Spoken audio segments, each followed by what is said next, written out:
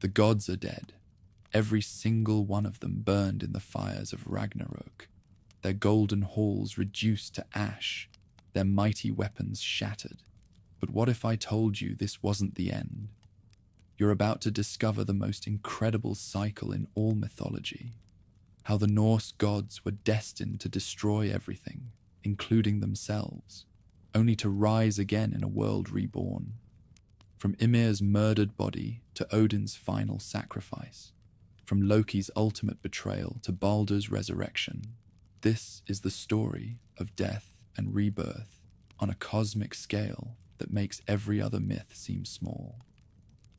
Silence ruled the void with absolute authority, broken only by the distant hiss of eternal ice and the far-off roar of flames that had never known rest. Ginnungagap stretched between these realms like a vast hall waiting for its first feast, empty yet expectant, hollow yet pregnant with infinite possibility. In the north, Niflheim dreamed its dreams of ending. In the south, Muspelheim burned with visions of beginning. Between them lay the stage where gods would soon walk and the first great story would unfold. Yet this void did not reign alone in the cosmic vastness. Far to the north stretched Niflheim, the world of mist, where eternal winter held dominion over realms of ice and shadow.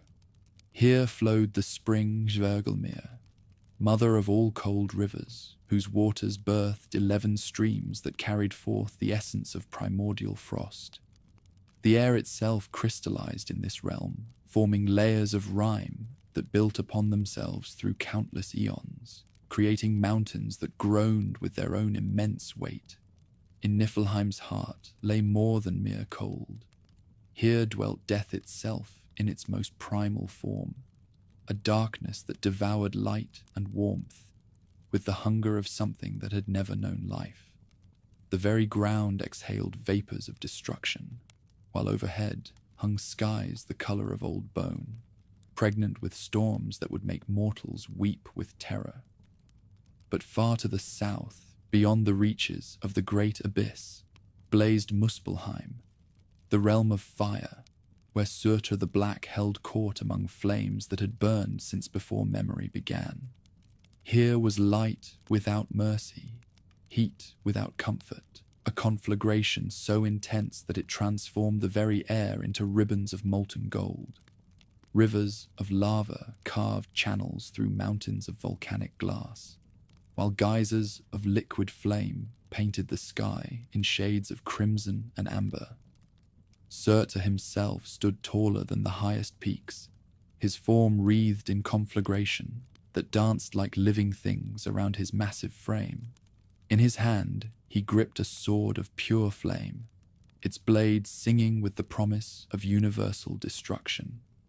The giant king needed no throne, for the burning stones themselves bowed beneath his feet, and his voice was the roar of eruption itself. The fire streams of this blazing realm flowed forth like the blood of creation itself, carrying with them sparks that would one day become stars and embers that held the seeds of life. These burning rivers carved their way through the cosmic void, drawn by forces older than will or desire toward their frozen counterparts flowing from the world of mist. Where flame met ice in the depths of Ginnungagap, the first miracle occurred. Not gentle, not kind, but violent and transformative as all true Genesis must be. From the crash rose vast plumes of steam, climbing into the night like pillars from a hall no mortal could picture. Ice hissed and cracked as conflagration touched it, while flame guttered and died where frost claimed dominion. In this cosmic battleground, where opposing forces struggled for supremacy, the impossible happened. Life stirred in the chaos, consciousness sparked from the marriage of extremes, and from the mingled waters of destruction and birth, the first being drew breath. Ymir the ancestor emerged from this primordial violence like a mountain rising from the sea. His form defied all mortal comprehension, neither fully giant nor god. neither wholly alive nor entirely substance, but something between and beyond such simple categories.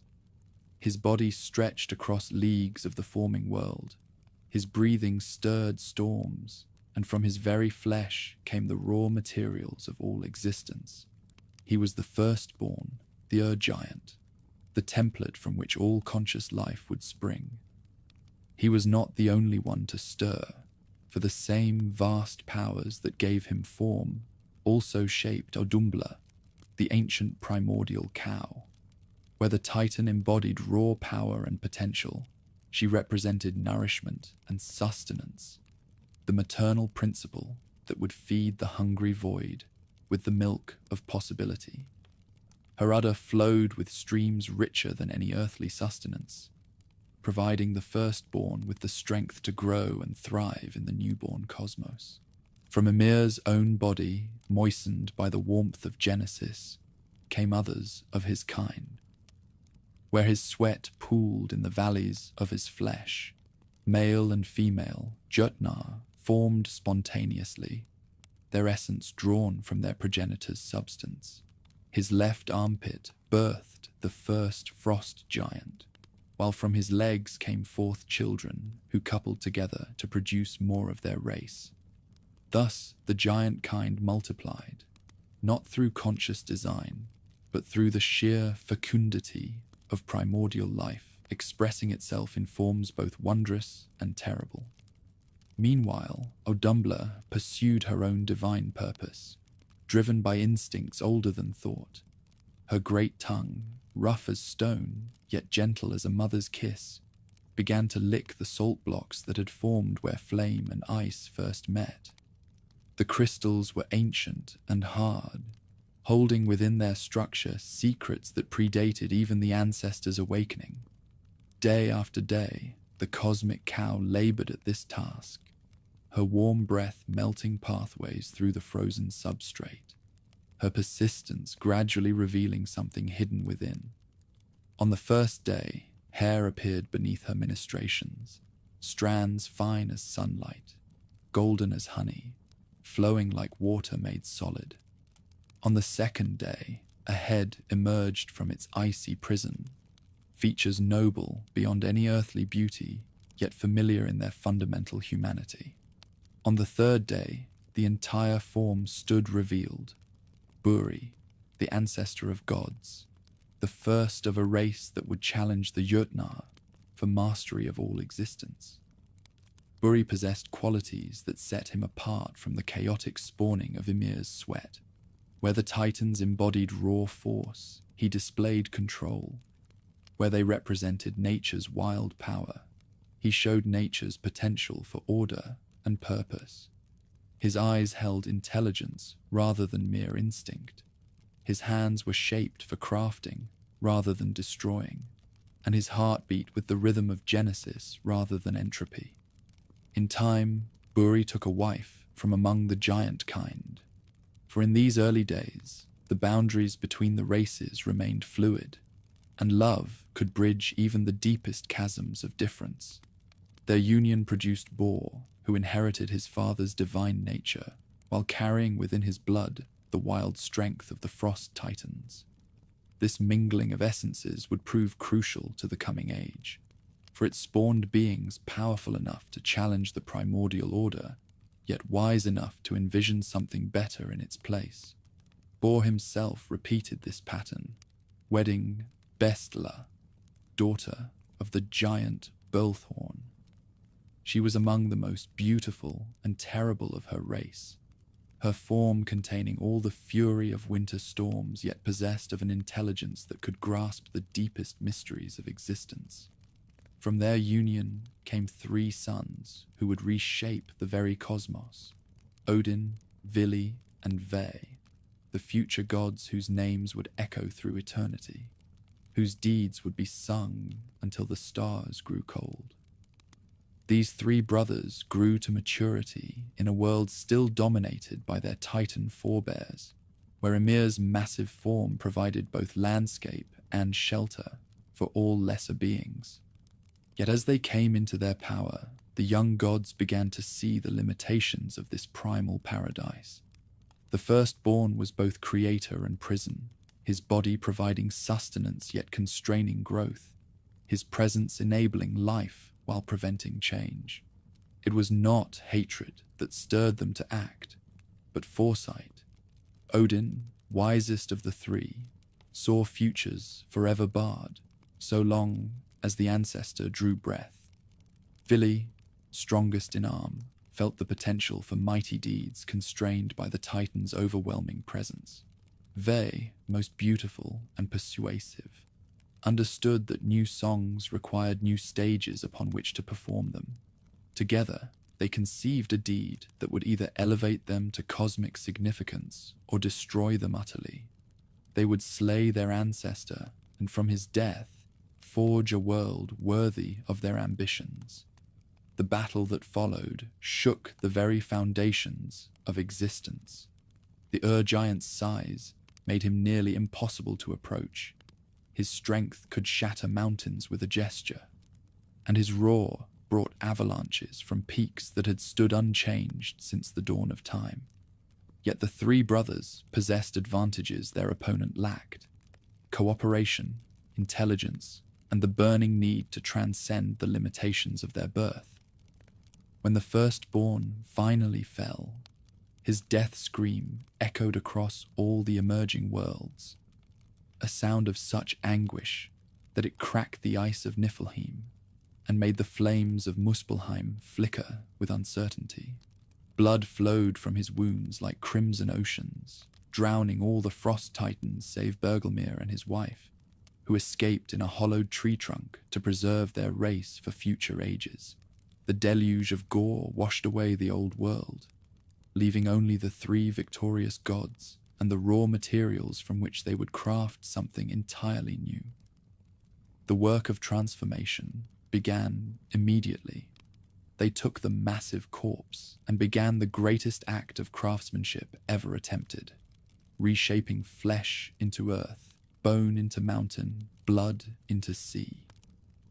Each component of the fallen Titan's body found new purpose in their divine vision. The ancestor's flesh, still warm with fading life, became the soil that would one day nourish growing things. His bones, harder than any stone, they broke and shaped into mountain ranges that would stand as pillars holding up the sky. His blood they poured into the hollows and valleys of their new world, forming seas and lakes, rivers and streams that would forever hold mystery and power. His skull they lifted high above all else, forging the dome of heaven that would arch over their handiwork like a great hall's roof. This celestial vault they set upon 4 pillars and appointed 4 dwarves, Nordri, Sudri, Ostri, and Vestri, to hold it steady for all time. From his brains they fashioned clouds, those wandering children of earth and heaven that would carry rain to thirsty lands. His hair became the trees and grasses, all the growing things that would clothe the earth in beauty. His eyelashes they used to build a great wall around the portion of their work set aside for a special purpose: Midgard, the middle enclosure, the realm they destined for a race not yet born, but already foreseen in their divine vision. From the sparks and glowing embers that flew out of Muspelheim, the brothers crafted stars to illuminate their new heaven. 2 sparks, brighter and more beautiful than all the rest, they fashioned into the sun and moon, eternal wanderers whose dance would measure time itself for all the races yet to come. With the greater architecture of Genesis complete, the brothers turned their attention to populating their new world. Walking along the shores of their newly made seas, they found 2 pieces of driftwood, an ash and an elm, cast up by the cosmic waters. These tree trunks held potential beyond their humble appearance, for they had been touched by the same forces that transformed the firstborn's corpse into the foundations of reality. Odin breathed upon the logs, and breath became life itself. the spark of consciousness that would separate these new beings from the rocks and trees around them.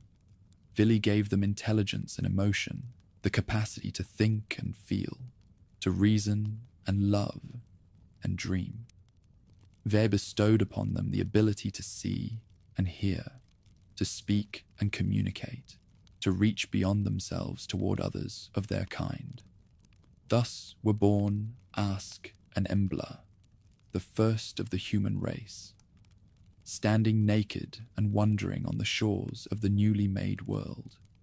They possessed gifts that even the gods might envy: the capacity for growth, the potential for change, the ability to forge new forms of beauty and meaning within their brief lives.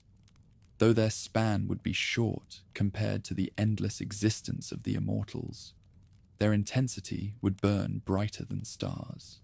The gods looked upon their handiwork and saw that it was good yet incomplete.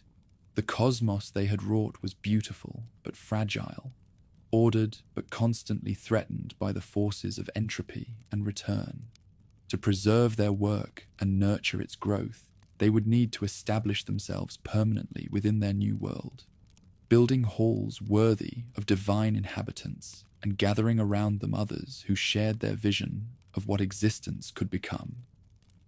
In the growing light of their new-made stars, the three brothers stood at the threshold between what had been and what would be.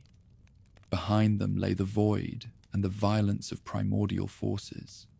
Ahead stretched infinite possibilities, challenges that would test their wisdom and strength, adventures that would echo through eternity.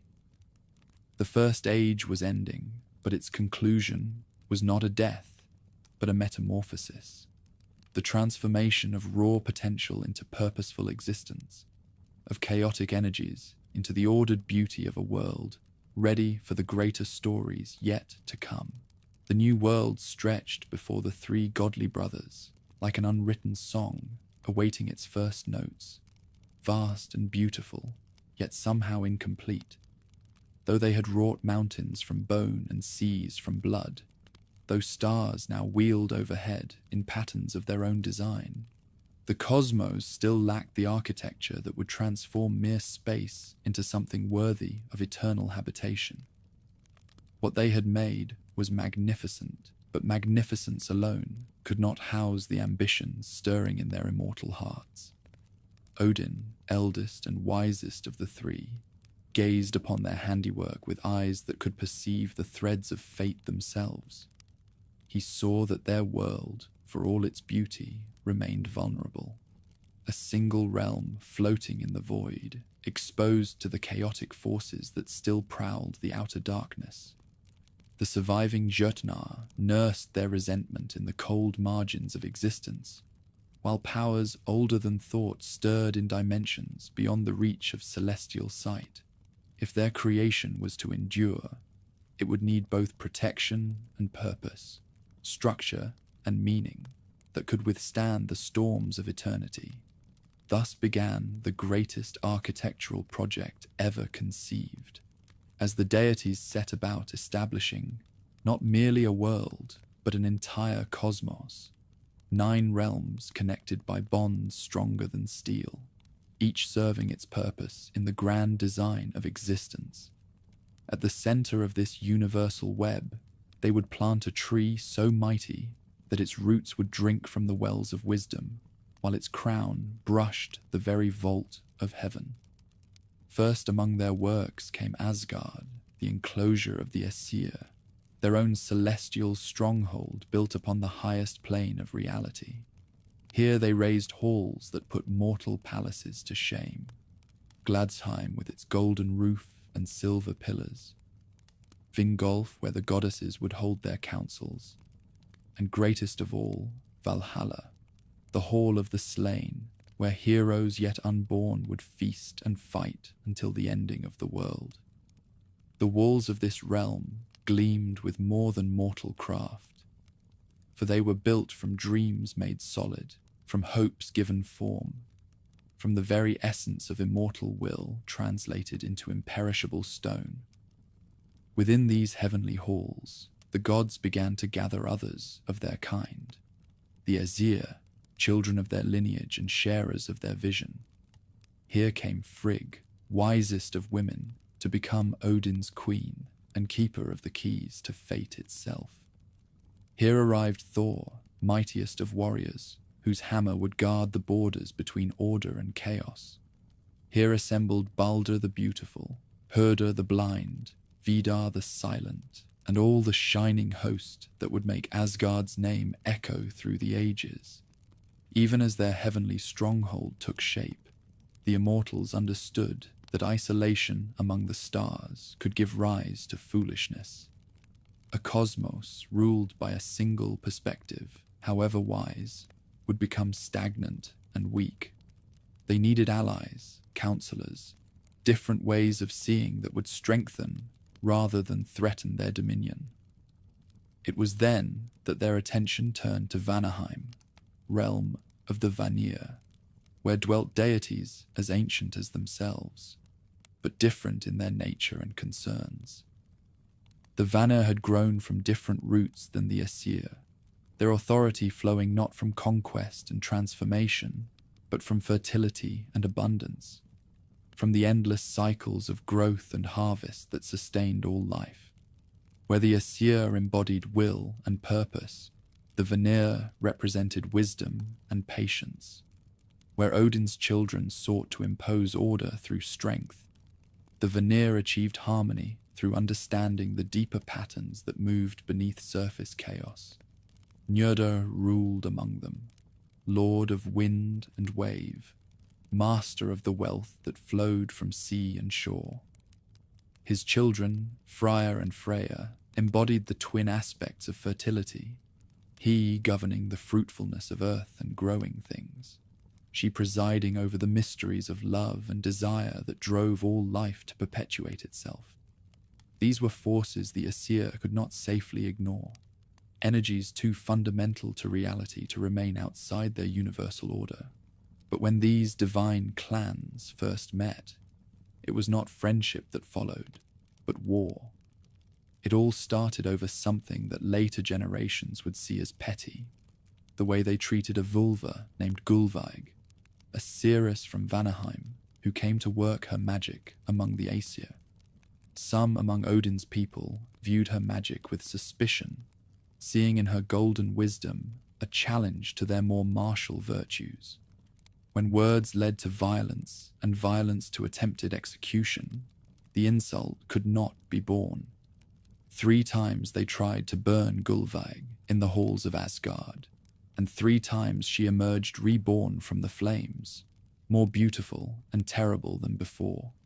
Each resurrection proclaimed the futility of trying to destroy wisdom through might, while her survival became a rallying cry for the Vanir, who saw in her persecution an attack upon their very nature. The war that followed shook the foundations of the newly made cosmos. Sacred hosts clashed in battles that made mortal conflicts seem like children's games. While the very elements took sides in the struggle, the Aesir fought with the fury of storm and lightning, the disciplined violence of warriors who had overthrown the primordial order. The Vanir responded with the inexorable strength of natural forces, flood and earthquake, drought and plague, the patient might of things that grew and changed according to laws older than ambition. For years beyond counting, the conflict raged across multiple worlds, with neither side able to claim decisive victory. The Aesir possessed superior organization and martial skill, but the Vanir commanded energies that could not be permanently defeated. Destroy a forest, and it would regrow. Dry up a river, and the rains would restore it. Defeat an army, and the earth itself would birth new defenders. Gradually, wisdom prevailed over pride, as both sides recognized the futility of total war between eternal beings. If they destroyed each other, the cosmos would fall into chaos, leaving the field clear for older and darker influences that cared nothing for the flourishing of life or consciousness. Better to seek terms that honored both traditions, while creating something stronger than either could achieve alone. The peace negotiations took place at the Well of Urd, that sacred spring which lay at the crossing point between all worlds. Here, beneath the spreading branches of the great tree that would soon dominate the universal landscape, representatives of both celestial kindreds met to hammer out terms that would reshape the very nature of godhood itself. What they agreed upon was no simple accord, but a reshaping of the very order of the deathless. Rather than maintaining separate spheres of influence, the two tribes would merge their bloodlines and traditions, creating a new synthesis that combined the best qualities of both. The Vanir would send their greatest among the Aesir as hostages and guarantors of peace, while the Aesir would welcome them not as prisoners, but as honored equals, sharers in the governance of all creation. Thus came Njörður to dwell in Asgard, bringing with him mastery over wind and wave that would prove invaluable in the ages to come. With him came his son, Freyr, whose knowledge of growing things would teach the Aesir the gentler arts of nurturing and cultivation. Most precious of all came Freya, whose beauty and wisdom would make her the most beloved of all goddesses, while her knowledge of cider magic would add new dimensions to celestial authority. In exchange, the Aesir sent their own worthies to dwell among the Vanir, Hönir the Silent, whose thoughtful nature complemented their more contemplative traditions, and wise Mimir, keeper of memory and guardian of the deepest wells of knowledge. This exchange of hostages became a bridge between worlds, a living symbol of the unity that could emerge from conflict when wisdom guided the resolution.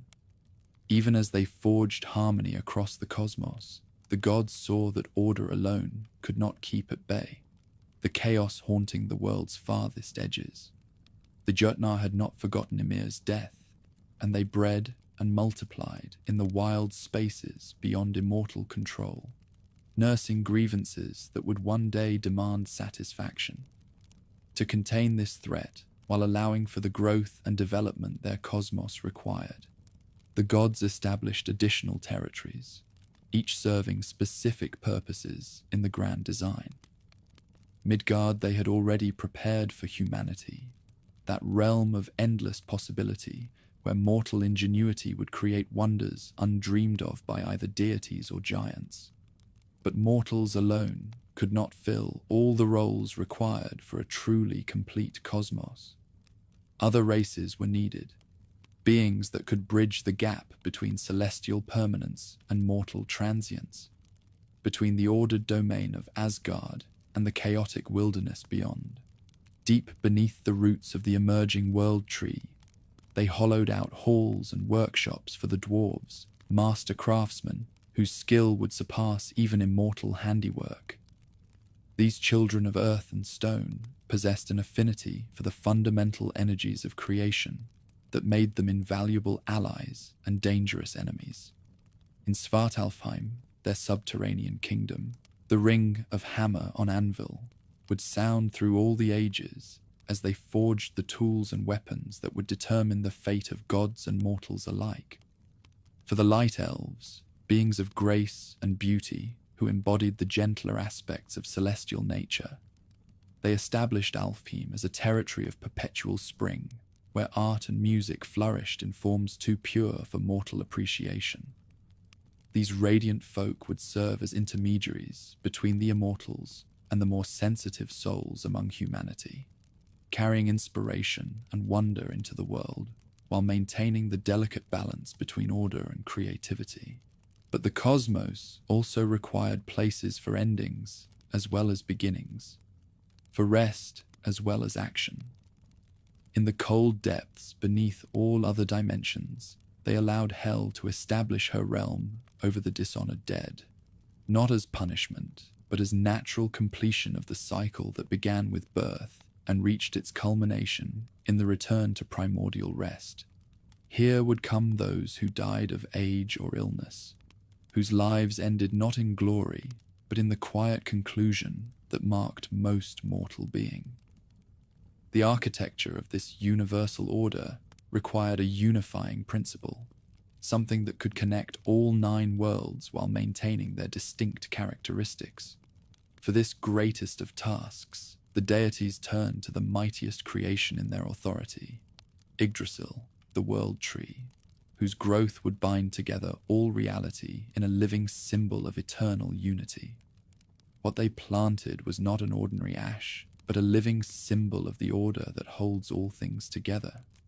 Its roots delved deep into the 3 wells that held the waters of wisdom, memory, and fate, while its branches reached so high that they supported the very dome of heaven. Along its trunk and through its foliage ran pathways that connected all the worlds, allowing passage between dimensions for those who knew the secret roads. Yggdrasil's 3 great roots each drew sustenance from a different source of eternal energy. The first reached down to Urd's well, where the 3 Norns, Urd, Verdandi, and Skuld, wove the fates of gods and mortals with threads that gleamed like starlight. These sisters of destiny represented past, present, and future, the timeless pattern that gave meaning to the seemingly random events of daily life.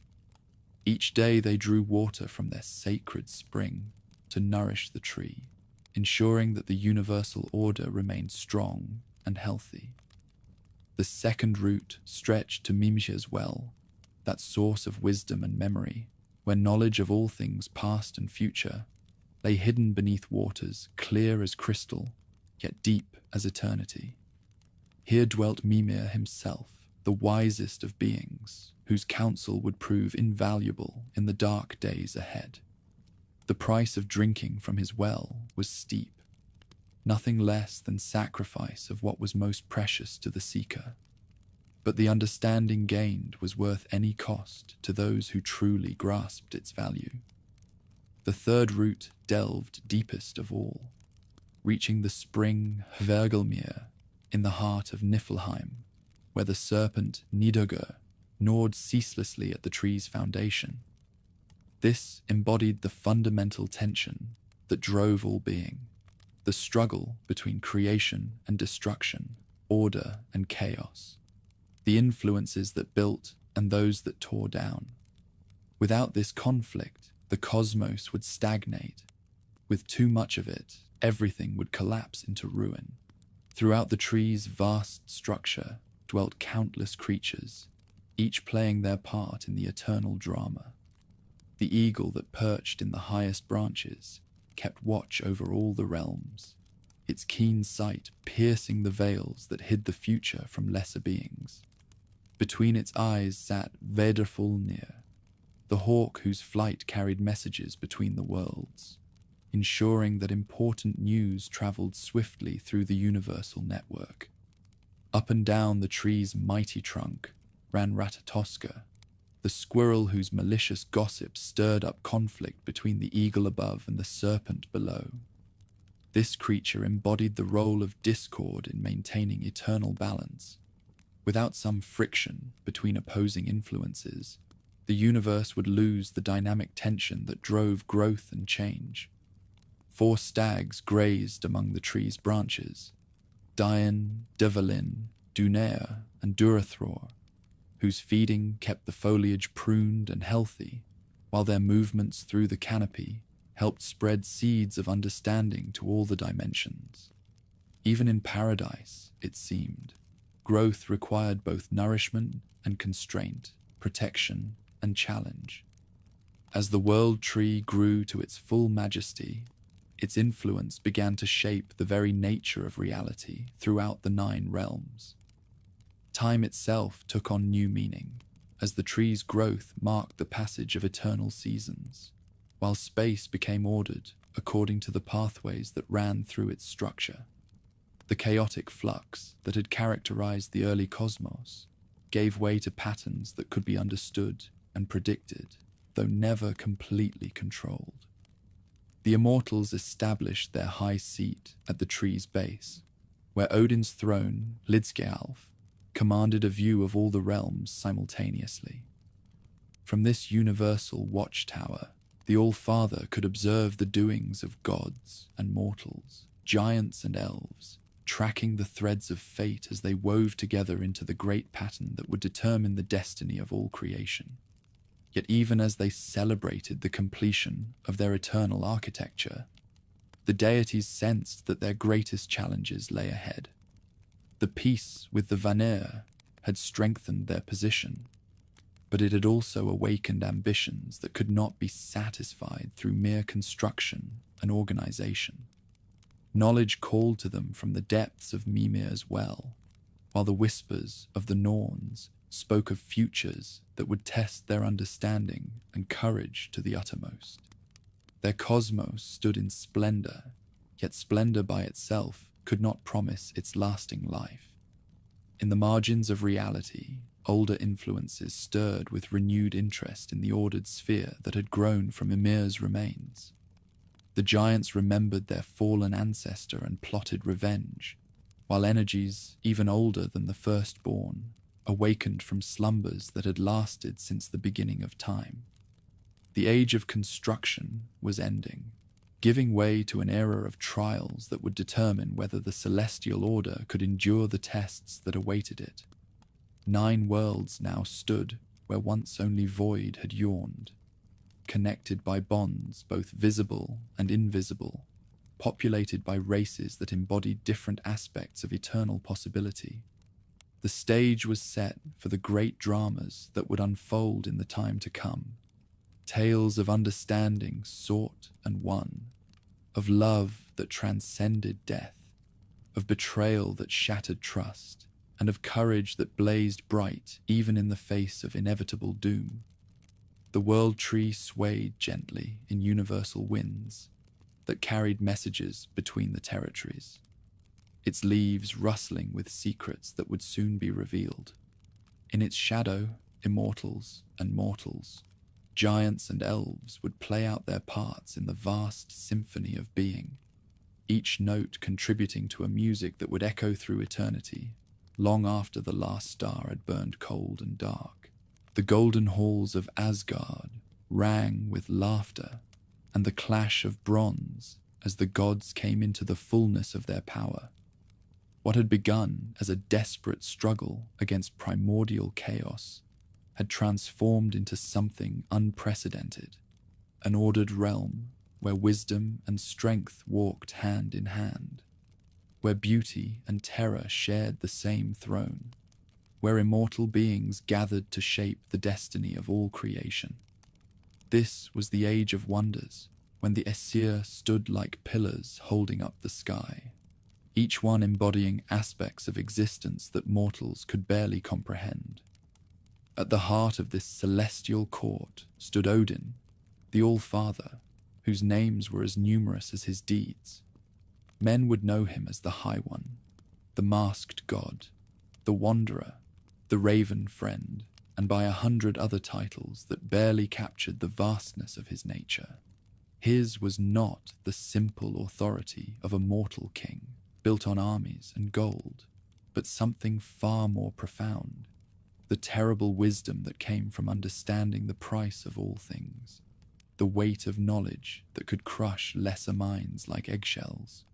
Upon his shoulders perched Hugin and Munin, thought and memory, 2 ravens black as midnight, whose flight carried them across all the realms each day. At dawn they departed from Asgard's highest tower, and by evening they returned with news of everything that transpired beneath the dome of heaven.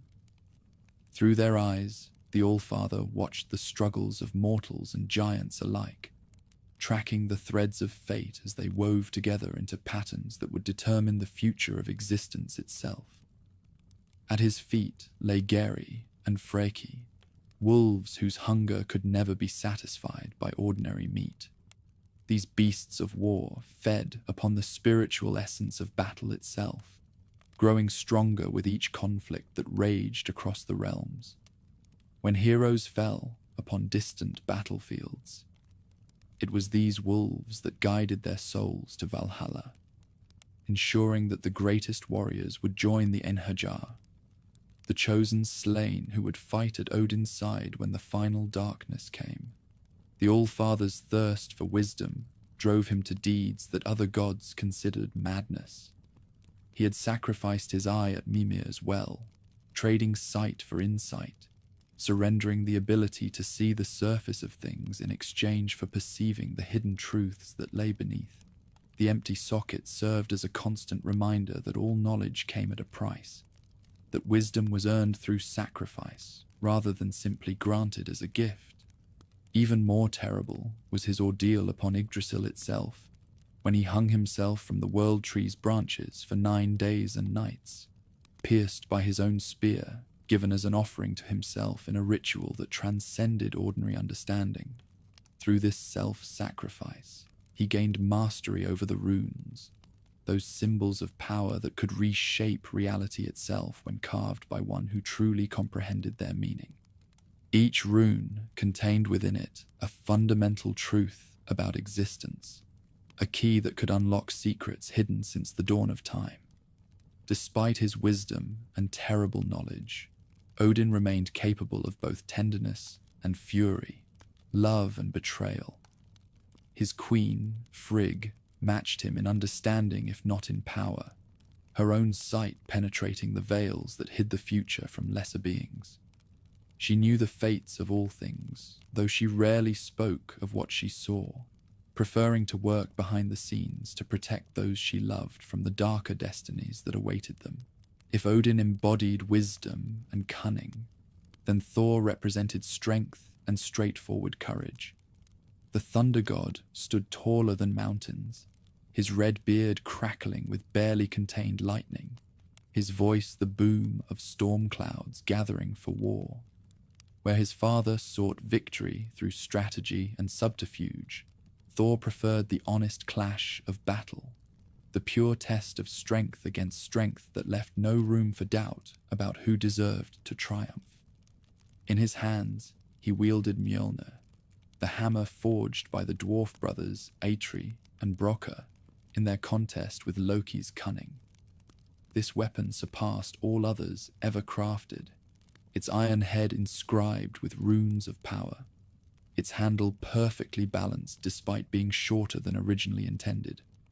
When Thor hurled Mjolnir at his enemies, it never missed its mark, and after striking down its target, it returned to his hand like a faithful hound returning to its master. The creation of this mighty weapon had been fraught with peril and trickery. Loki, ever the instigator, had wagered with the sons of Ivaldi that no smiths could surpass their craftsmanship. When the dwarf brothers Atri and Brokkr accepted the challenge, they began forging treasures that would become legendary throughout the realms. For Odin, they made Gungnir, the spear that never missed its target. For Freya, they crafted Skidbladnir, the ship that could sail through air as easily as water and could be folded up like cloth when not in use. But it was Mjolnir that proved their masterpiece, despite Loki's interference. The trickster, fearing he would lose the wager, transformed himself into a fly and repeatedly stung Brokkr as he worked the bellows, trying to spoil the forging. Though he succeeded in making the hammer's handle shorter than intended, he could not prevent the brothers from creating a weapon of unparalleled power. The compensation demanded by the dwarfs, Loki's head, led to further complications when the shapeshifter argued that they could take his head but not his neck, and where exactly did one end and the other begin? Thor's role as protector of Midgard had been established early in his career, when giants first began testing the boundaries that separated their chaotic realm from the ordered world of gods and men. Time and again, when frost giants sought to steal the sun or moon, when mountain trolls threatened to crush human settlements, when the forces of entropy pressed against the walls of creation, it was Thor who answered the call to battle. His journeys to Jotunheim became the stuff of legend, tales told around fires throughout the 9 realms. There was the time he disguised himself as a bride to reclaim his stolen hammer, enduring the humiliation of wearing women's clothing and a bridal veil to get close enough to the giant Thrymr to crush his skull. There was his fishing expedition with the giant Hymir, when his hook caught the world serpent itself, and he nearly hauled Jörmungandr from the ocean depths, only to have his companion cut the line in terror. Most famous of all was his contest with Utgarda Loki, the giant king who challenged Thor and his companions to prove their prowess through seemingly simple tests. The thunder god found himself unable to drain a drinking horn that was secretly connected to the ocean itself, failed to lift a cat that was actually the world serpent in disguise, and was wrestled to one knee by an old woman who was revealed to be old age personified. Though he appeared to fail in all these trials, he had actually performed feats that should have been impossible, lowering the ocean's level, lifting the serpent that encircled Midgard, and forcing even time itself to struggle against his strength. These adventures revealed both Thor's greatest strength and his most significant limitation. His courage was absolute, his power nearly unlimited, but his thinking was as straightforward as his hammer blows. Where Odin would have seen through the illusions immediately, Thor pressed forward with honest determination, achieving victory through sheer force of will rather than cunning. This made him beloved by mortals, who saw in him a god who faced challenges the way they themselves would wish to, directly, courageously, without the complex scheming that characterized so many divine conflicts. Among the goddesses of Asgard, none commanded more respect and affection than Freya, she who had come from Vanaheim as part of the peace settlement, but had become more Aesir than many born to that lineage. Her beauty was legendary throughout the realms, but it was a beauty that carried within it the power of growing things, the irresistible force that drove all life to perpetuate itself.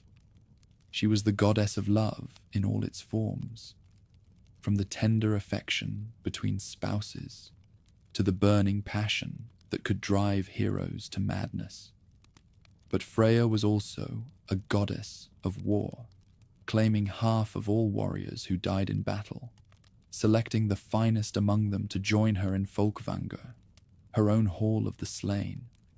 This dual nature, love and war, creation and destruction, made her perhaps the most complex of all the deities, embodying the paradox that life itself was built upon conflict, that growth required struggle, that beauty could only be appreciated in contrast to ugliness. Her mastery of Cider magic added another dimension to her power. This was not the simple sorcery of mortals, limited to herb lore and fortune-telling, but something far more profound. The ability to perceive and manipulate the fundamental forces that shaped reality itself.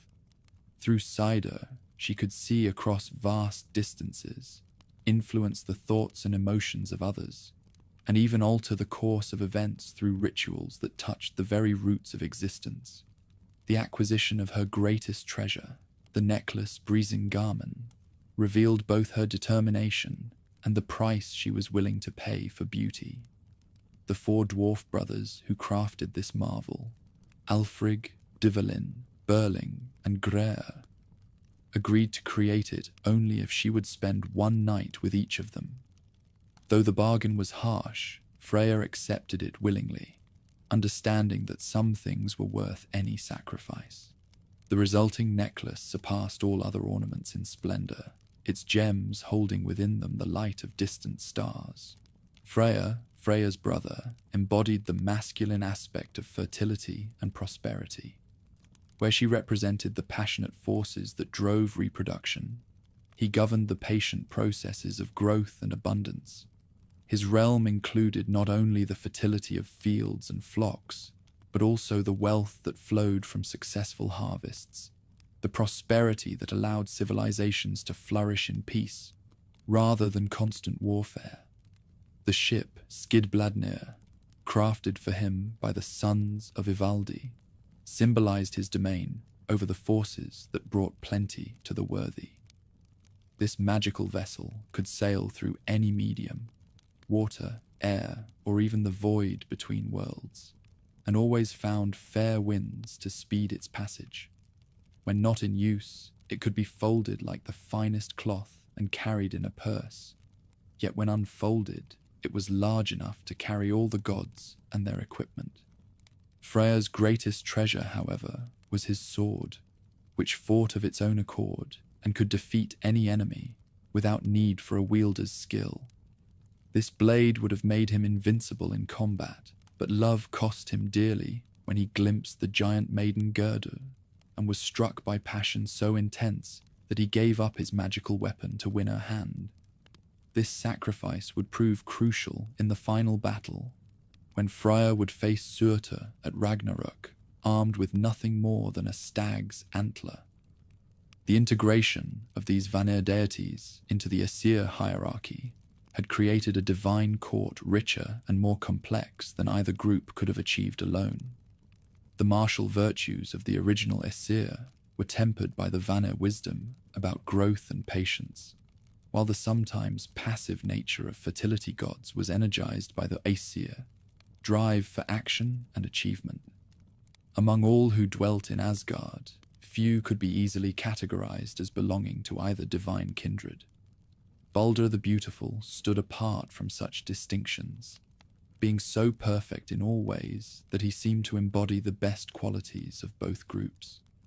His radiance was not merely physical, but spiritual, a purity of being that made all who looked upon him feel elevated in their own souls. He was wisdom without cunning, strength without brutality, beauty without vanity, everything that godhood should aspire to become. Baldur's twin brother, Hörder, represented a different aspect of divine nature. Born blind, he had developed other senses to compensate, becoming perhaps the most sensitive of all the gods to the subtle currents that flowed beneath surface events. Where Baldur shone like the sun, Hörder moved like shadow, not dark in any evil sense, but providing the contrast that made light meaningful. Vidar the Silent spoke so rarely that some wondered if he had taken a vow of perpetual quiet. Yet when he did choose to break his silence, his words carried weight that made even Odin listen carefully. His great boot, constructed from all the leather scraps that had ever been discarded, seemed a simple thing, but it was destined to play a crucial role in the final battle when he would use it to hold open Fenrir's jaws while delivering the killing blow. Among the goddesses, Frigg's wisdom was matched by Idun's life-giving power. The keeper of the golden apples that maintained the gods' eternal youth, she represented the renewable aspects of existence, the cycles that allowed even immortal beings to refresh themselves and begin anew. Her orchards in Asgard bore fruit that could restore not only physical vitality but spiritual energy, ensuring that the burdens of eternal existence never became too heavy to bear. Sif, Thor's wife, embodied the beauty of growing things in their natural state. Her golden hair, flowing like ripened wheat, had been cut off by Loki in one of his more spiteful pranks, leading to the creation of new hair even more beautiful than the original, spun from pure gold by the sons of Ivaldi. This episode revealed how even destruction could lead to greater beauty when divine craftsmen turned their skills to restoration. Yet among all these shining figures moved one whose nature defied easy categorization. Loki, blood brother to Odin, yet born of giant stock, ally and enemy in equal measure, creator and destroyer, the necessary discord that prevented divine perfection from becoming divine stagnation. His parentage marked him as forever outside the true community of the gods, yet his sworn brotherhood with the All-Father gave him protection and status that even the mightiest Aesir dared not challenge. Loki's shape-shifting abilities made him invaluable for missions requiring stealth or deception. but they also marked him as fundamentally untrustworthy in the eyes of those who valued stability and predictability. He could become a mare to lure away a stallion, a fly to spy upon secret meetings, a salmon to escape pursuit, or any of a dozen other forms as the situation required. This fluidity of identity made him useful, but also dangerous, for one who could change shape so easily might also change loyalties with equal facility. His gifts to the gods had enriched Asgard immeasurably. Through his schemes and wagers, the divine court had acquired Odin's 8-legged horse, Sleipnir, Thor's hammer, Mjolnir, Freyr's ship, Skidbladnir, and countless other treasures. Yet each gift came with a price, often hidden until the moment of reckoning arrived. The gods had learned to be grateful for Loki's contributions, while remaining wary of the ultimate cost they might entail.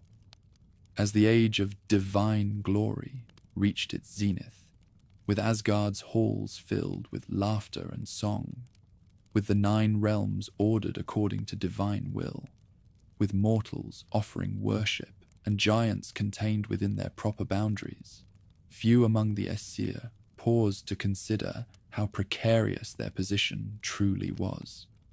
The cosmos they had built was magnificent, but it rested upon foundations that were not as solid as they appeared. In the margins of existence, older powers waited with the patience of geological ages, while newer threats grew in strength and cunning.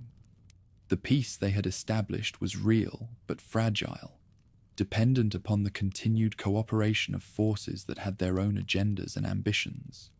The Golden Age was nearing its peak, which meant that the only direction left to travel was downward, toward trials that would test not only their strength, but their wisdom, their unity, and their worthiness to rule over the cosmos they had created. The laughter in Asgard's halls would continue for ages yet to come, but already the seeds of future sorrows were beginning to sprout in shadows, where the light of divine glory could not quite reach. The gods had achieved greatness, but greatness always attracted challenges from those who believed they could do better, and the next phase of the cosmic drama would reveal whether the Aesir had built something that could endure, or whether their golden age was merely a brief flowering before the inevitable winter. Beyond Asgard's golden walls, where shadows gathered in the wild places between worlds, a darker chapter was beginning to unfold. Loki's heart had been captured by one whose very nature promised chaos for the ordered realm the immortals had built. In Jotunheim's iron forests, where winter winds howled through trees of black metal, dwelt Angerboda, the mother of monsters, whose beauty was as terrible as her prophetic sight. From their forbidden union came 3 children, each more extraordinary and dangerous than mortal minds could comprehend. Prophecy surrounded these offspring like storm clouds, speaking of destinies that would shake Yggdrasil itself and bring about the twilight of the deities. Even as they drew their first breaths, the Norns wove dark threads into their fate patterns, threads that would eventually strangle Asgard's golden age. First among these progeny was Fenrir, the wolf cub who would grow to dwarf mountains. At birth, he appeared no different from any other wolf pup, playful, curious, dependent upon his mother's milk. But within days, his size doubled, then doubled again, and the Aesir began to understand that this was no ordinary beast. His eyes held an intelligence both wild and calculating, while his howls made even Thor's hammer tremble. Celestial prophecy spoke with terrible clarity about this wolf's destiny. The beast would grow beyond all natural limits, his might surpassing any creature that had ever lived. In the final battle that would end all things, his jaws would close around Odin himself, the All-Father becoming prey to a child of his blood brother's making. Initially, the immortals attempted to raise Fenrir among them, hoping that kindness might change what fate had decreed. Only Tyr, the one-handed god of justice and courage, dared to feed the growing wolf, bringing him great slabs of meat while speaking of honor and loyalty. For a time, this approach seemed promising. The beast showed affection for his caretaker, even something approaching friendship. But prophecy proved stronger than hope. As the wolf's size increased, so did the fear in celestial hearts. Where once they had seen a creature that might be redeemed through love, they now beheld an instrument of their own destruction. Their mounting terror communicated itself to Fenrir, who began to sense that his supposed friends viewed him as an enemy. From the same cursed union came Jörmungandr, the world's serpent, whose birth sent tremors through all the realms. Unlike his brother, who retained recognizable wolf form despite his enormous size, the serpent embodied something far more alien to divine understanding. His scales gleamed with inner darkness, each one larger than a warrior's shield, while venom dripped constantly from fangs that could pierce reality's foundations. Most terrible of all was their sister, Hel, whose very name would become synonymous with death and the grave. Half her body bloomed with life and beauty, skin white as fresh snow, hair golden as wheat fields, lips red as summer roses. But her other half displayed the corruption of the tomb, flesh grey as old bone, eyes like empty sockets, the stench of decay following her wherever she walked. When these monstrous children came to the attention of the Celestial Council, the debate that followed shook Asgard's foundations. Some argued for immediate action, destroy the offspring before they could grow into the threats that prophecy promised. Others counseled patience, suggesting that their own fear might create the very futures they sought to prevent. Odin's solution was characteristically complex, attempting to neutralize the threats while avoiding direct confrontation that might trigger the prophesied catastrophe. Each child would be dealt with according to their nature and the specific danger they represented, but none would be simply murdered. That would violate the laws of hospitality and kinship that held civilization together. Jörmungandr was cast into the great ocean surrounding Midgard, where his continued growth would be contained by vast waters. There he could feed upon whales and sea monsters without directly threatening the civilized realms. In the cold depths, the world's serpent continued to expand until his coils encircled all of Midgard, his tail meeting his head in an eternal circle of scales and venom. Hel received a different fate, one that acknowledged both her authority and her useful nature. Death, after all, was necessary to the cosmic order. Without endings, beginnings would lose all meaning. Odin granted her sovereignty over Helheim, the realm of the dishonored dead, where she could rule according to her dual nature. But Fenrir presented the greatest challenge, for his threat was both immediate and personal. His prowess already rivaled Thor's, his intelligence surpassed most mortals, and his destiny was to devour the Allfather himself. Simple exile would not contain such a creature, while imprisonment would only fuel the resentment that prophecy said would drive him to patricide. The solution that emerged from Celestial Council was as cunning as it was cruel. If the wolf could not be safely exiled or honestly imprisoned, perhaps he could be tricked into accepting bonds that he would not break.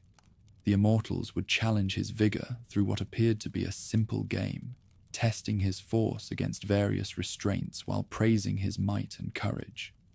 They began with lading, a chain of massive iron links, each one forged to hold a ship in the fiercest storm. When they approached Fenrir with their proposal, a simple test of prowess, nothing more, the wolf agreed readily, confident in his ability to break free. With a single flex of his muscles, lading snapped like rope, its broken links scattered across the ground like fallen leaves. Congratulations flowed freely, mixed with apparently genuine amazement at the beast's incredible vigor. Surely, they suggested, no chain could hold one so mighty. This challenge sparked his pride, making him eager to demonstrate his force against even tougher bonds. The deities produced Dromi, twice as robust as the first chain, its links forged from the hardest iron known to divine smiths. Again, the wolf allowed himself to be bound, and again, his prowess proved superior to their craft. Dromi shattered even more easily than its predecessor, barely seeming to exert himself as he broke free. The immortals' praise grew more elaborate, their amazement more pronounced. But beneath the surface, their fear deepened. Desperate measures required desperate solutions. In secret, Odin dispatched messengers to Svartalfheim, bearing a commission that would test even dwarven skill to its limits. The sons of Ivaldi were to create a fetter unlike any other, one that would hold fast no matter how great the force brought against it. The dwarfs wove their impossible chain from 6 ingredients that existed more in concept than substance. The sound of a cat's footfall, the beard of a woman, the roots of a mountain, the sinews of a bear, the breath of a fish, and the spittle of a bird. Each element was paradoxical, things that could not be, yet somehow were, bound together by arts that transcended ordinary magic. When the work was complete, they had created Gleipnir, a fetter that appeared to be nothing more than a silken ribbon, smooth and soft to the touch. Its true nature was invisible to casual inspection, revealing itself only when tested by forces that sought to break it. The more energy applied against Gleipnir, the tighter it bound, drawing its authority from the very efforts made to escape it. Returning to Fenrir with their new creation, the Aesir faced their greatest challenge yet. The beast's suspicion had grown with each successive binding, his intelligence recognizing patterns that his pride wanted to ignore. When they presented Gleipnir, claiming it was the ultimate test of his legendary prowess, his eyes narrowed with something approaching understanding. "This ribbon seems weak," he growled, his voice carrying undertones that made nearby stones crack. "What glory is there in breaking thread that a child could snap? If this is indeed as robust as you claim, then surely you won't object to providing a pledge of good faith. Let one of you place his hand in my mouth, while I test these bonds." Silence fell over the celestial assembly like a funeral shroud. Here was the moment when their deception would be revealed for what it truly was. Not a game, but a trap. The immortals looked at one another, each hoping that someone else would accept the wolf's reasonable demand, each knowing that whoever did so would pay a terrible price. Only Tyr stepped forward, the one-handed god whose courage had never failed.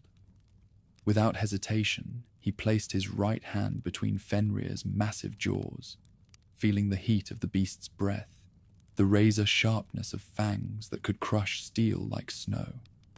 "I accept your terms," Tyr said simply, his voice steady despite the magnitude of his sacrifice. "Bind yourself with Gleipnir, and if you cannot break free, I will pay the price for our deception." The wolf allowed the silken fetter to be wound around his body, confident that his vigor would make short work of what appeared to be mere decoration. But when he flexed his muscles, Gleipnir held fast. When he strained with all his might, the ribbons seemed to grow stronger. When he threw himself against the bonds with fury born of growing understanding, the silk became harder than diamond. The truth crashed over Fenrir like a breaking wave. This had never been a game. It was a trap, carefully planned and skillfully executed. The deities he had trusted, the beings he had lived among, had betrayed him utterly. Their fear had driven them to treachery, their wisdom had become cunning, their justice had transformed into pragmatic cruelty. Rage, like nothing the world had ever seen, erupted from his throat, a howl that shattered glass in Asgard's halls and made Yggdrasil itself sway in cosmic winds. But even as his fury reached its peak, his jaws closed with deliberate precision, severing Tyr's hand at the wrist. The deity bore the agony without crying out, understanding that this was the price of necessary betrayal.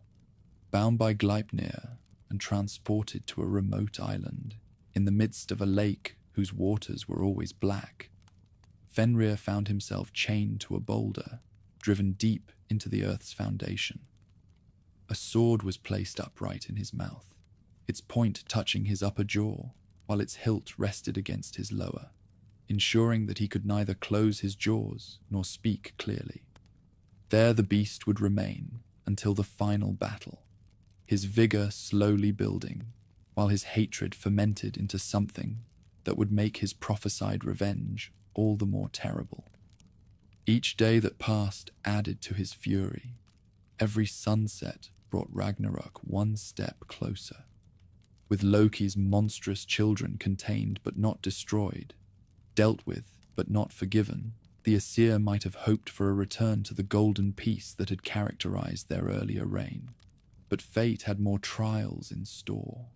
Sometimes the greatest dangers came not from obvious enemies, but from within the heart of what was most beloved. Balder the Beautiful, most perfect of all the immortals, began to experience dreams that filled even his pure heart with terror. Night after night, visions of his own death plagued his sleep. Sometimes he saw himself pierced by weapons that gleamed with unnatural malice. Sometimes he felt the cold touch of hell's embrace. Each dream was different in its details, but identical in its central message. The most beloved of the deities was marked for death. When Balder brought these visions to his mother, Frigg, her celestial sight confirmed what her heart feared. These were not mere nightmares, but true prophecies, glimpses of a future that fate had already woven into the cosmic pattern. Her son, whose radiance brought joy to all who beheld him, was destined to die. Frigg's response was both logical and desperate. If she could not change fate itself, perhaps she could render it impossible to fulfill. She embarked upon the greatest oath-gathering in the history of the realms, traveling to every corner of existence to extract promises that nothing would harm her son. Fire swore never to burn him. Water promised never to drown him. Metal vowed never to cut him.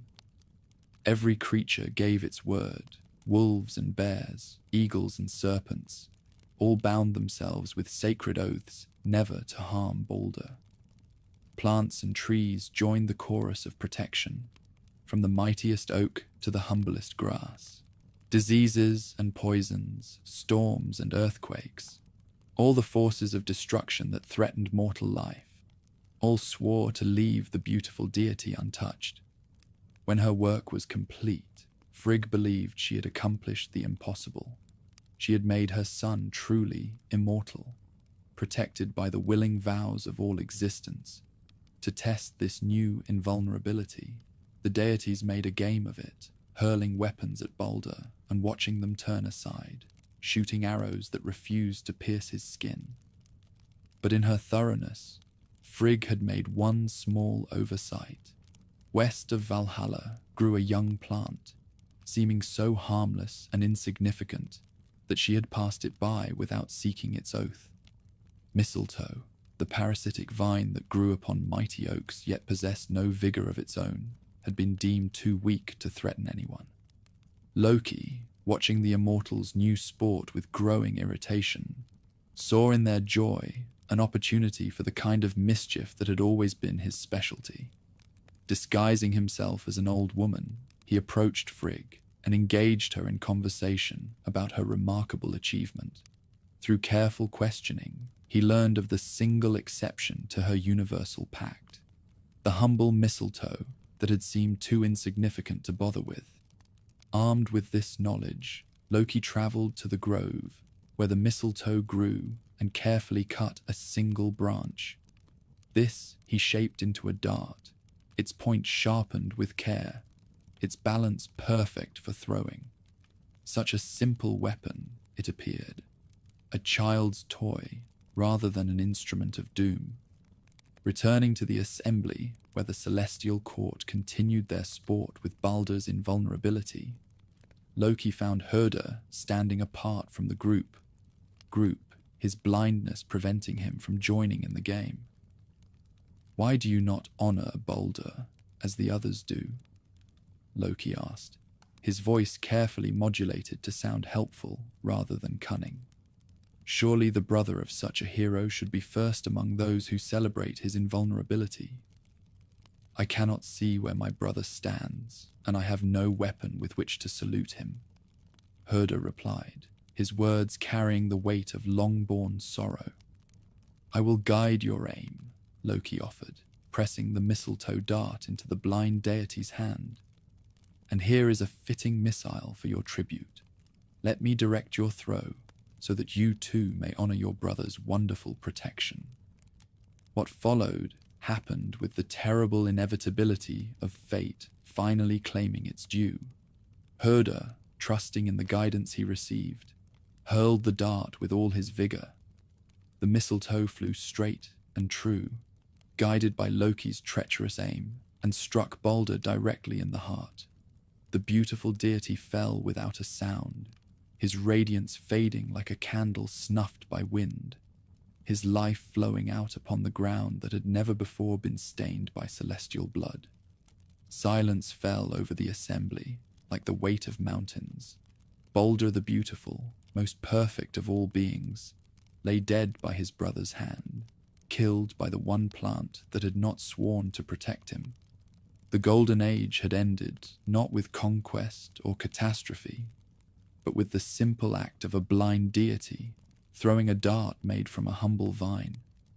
Frigg's wail of anguish echoed across all the realms, a sound of such pure sorrow that even the stones wept in sympathy. Her perfect son, her greatest joy, lay dead despite all her precautions. The oath she had gathered, the protection she had woven, all had been undone by a single oversight. 9 days and nights, they prepared Baldur's funeral, gathering treasures and tribute fit for the most beloved of the immortals. His ship, Hringhorni, largest ever built, was dragged to the shore and loaded with everything he would need for his journey to whatever lay beyond. When the time came to light the flames, they found that no one possessed the vigor to launch Hringhorni into the waves.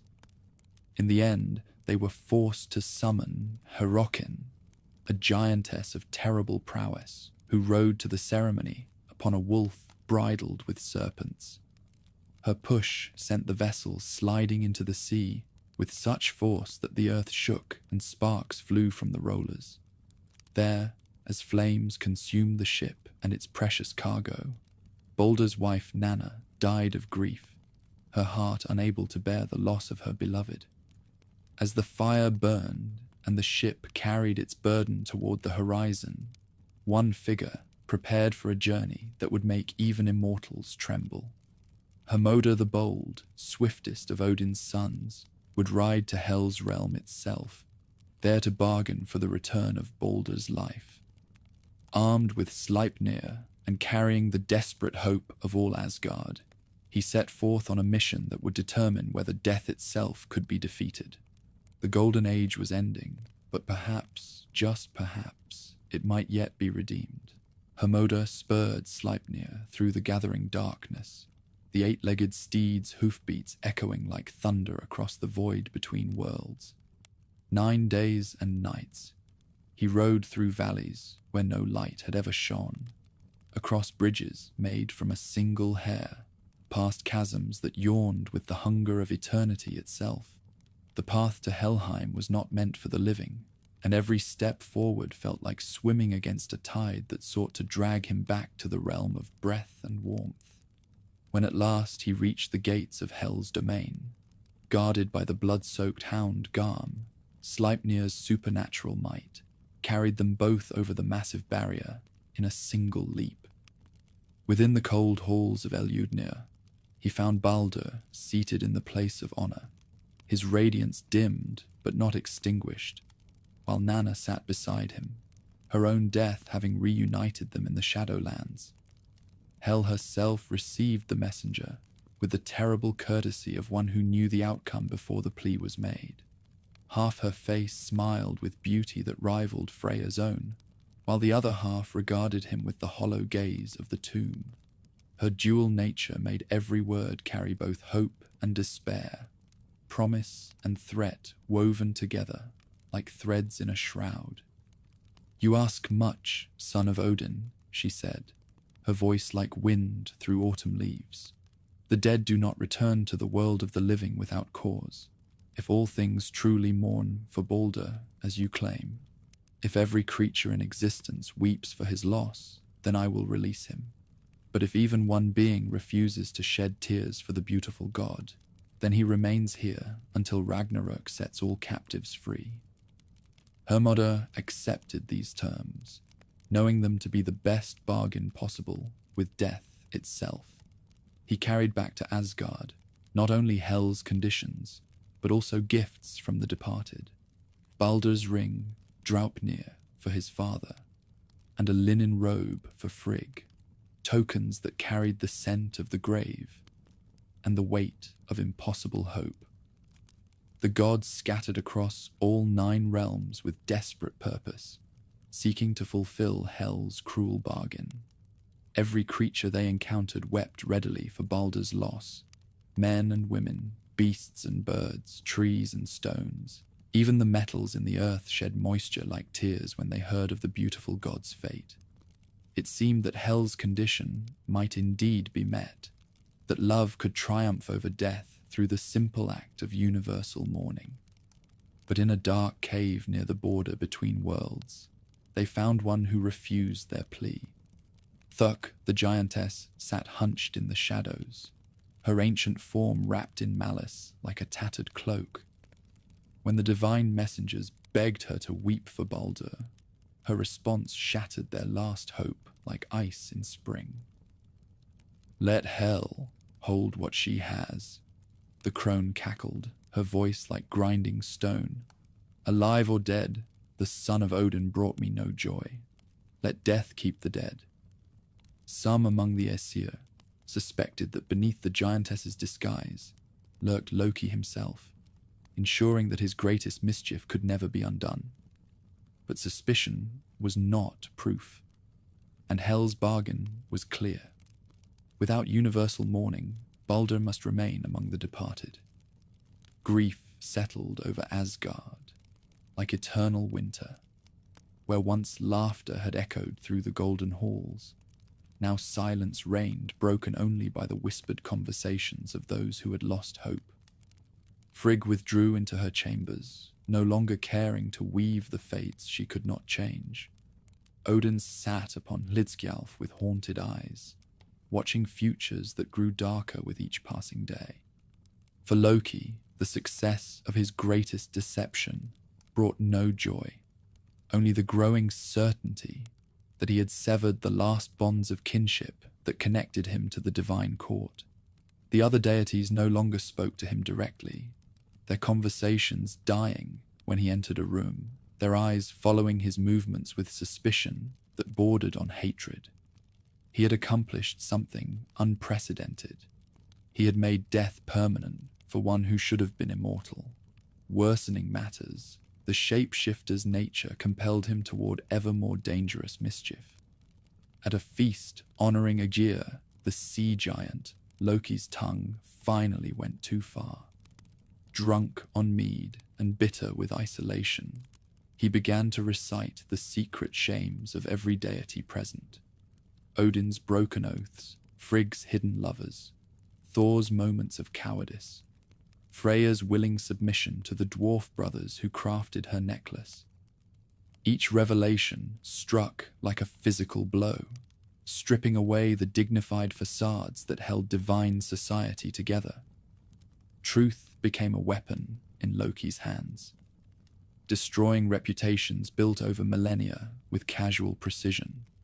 When the assembled deities finally rose in fury to silence him, The trickster fled, but his words echoed in their ears like poison. Thor's pursuit led to a confrontation that shook the very foundations of reality. The thunder god's hammer sang through the air with killing intent, forcing Loki to flee in the form of a salmon, hiding in the cascading waters of a remote waterfall. But even shape-shifting could not save him from divine vengeance, armed with a net woven by the wisdom of ages. Captured and dragged before the assembled court, Loki faced judgment for crimes that transcended simple mischief. His role in Baldur's death, his destruction of social bonds, his corruption of trust itself, all demanded punishment beyond mere exile or imprisonment. The Aesir decreed a fate that matched the magnitude of his offenses. In a cave deep beneath the earth, they bound him with chains made from the entrails of his own son, Nafi, transformed by divine will into bonds stronger than any metal. Above his face they hung a serpent whose venom dripped continuously, each drop burning like liquid fire. Only Sigyn, his faithful wife, remained to ease his torment, catching the poison in a bowl and emptying it when it grew full. During those moments when she turned away to pour out the venom, the drops fell upon Loki's face, and his writhing sent earthquakes rippling through all the realms. Mountains cracked, seas boiled, and the very foundations of Yggdrasil groaned under the strain. His suffering became a drumbeat, counting down to universal destruction, each tremor a reminder that the bound god's patience had limits. With their greatest trickster chained and their most beloved son dead, the Aesir discovered that their golden age had ended more completely than they had realized. The bonds that held their society together, trust, kinship, shared purpose, had been corroded by betrayal and loss until only empty forms remained. They went through the motions of rule, but their hearts had grown cold as the void between stars. Odin threw himself into desperate preparations for the end he saw approaching with prophetic clarity. From his high seat, he watched the threads of fate weaving together into patterns of destruction, each strand leading inexorably toward the final battle that would decide whether anything would survive the coming darkness. His ravens brought news that confirmed his worst fears. Chaos was spreading beyond the divine realm into the mortal world below. In Midgard, the carefully maintained balance between order and wildness began to collapse. Brothers turned against brothers. Sons murdered fathers for inheritance, and the sacred bonds of hospitality crumbled under the weight of universal suspicion. The moral foundations that had sustained human civilization for generations rotted away like wood exposed to endless rain. Winter came early that year and refused to leave. Snow fell in the middle of summer. Ice formed on rivers that had never frozen, and the sun grew pale and distant as if reluctant to look upon the ugliness spreading across the world. This was no ordinary cold, but Fimbulwinter itself, the 3-year night that would precede the final battle, when darkness would swallow the world and only the strongest would survive to see what came after. Animals fled their traditional homes, seeking warmth that could no longer be found. Wolves grew bold, venturing into human settlements to hunt prey that had once been protected by fire and iron. The very air seemed to thicken with malice, carrying whispers that spoke of ancient grievances and promised revenge for every slight, real or imagined. Among the giants of Jotunheim, news of divine discord kindled hopes that had smouldered since Ymir's murder. The children of the firstborn remembered their ancestors' death, the theft of his body to create the ordered world, the contempt with which the Aesir had treated their ancient claims. Now, with the celestial court weakened by internal strife, the time for vengeance seemed at hand. Surtur in his fire realm stirred from eons of patient waiting, his flaming sword brightening as he contemplated the coming conflagration. The Black One had always known that his role was to bring endings, to burn away the old world, so that something new might grow from its ashes. The approach of Ragnarök filled him with purpose that blazed brighter than his eternal flames. From the depths of the world encircling ocean, Jörmungandr began to move with increasing restlessness. The world serpent's immense coils shifted positions, creating tidal waves that swept away coastal settlements and tsunamis that rewrote the maps of continents. His venom, seeping upward through the water, poisoned fish and fouled the very air with toxic clouds that made breathing difficult even far inland.